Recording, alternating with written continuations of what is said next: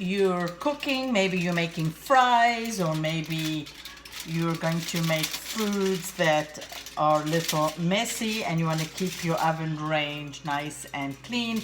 So you could take a piece of sheet like this. This one's a 12 by 10 3/4, or you can cut a piece from a roll. These already come sort of folded into half, and what you do, you would cut yourself a little semicircle here, and as you're cutting your circle, you'll open it up, and you see this will go inside your range. Now, usually I like to put the bright side down. So this is perfect keeping a clean range. So I have a few here.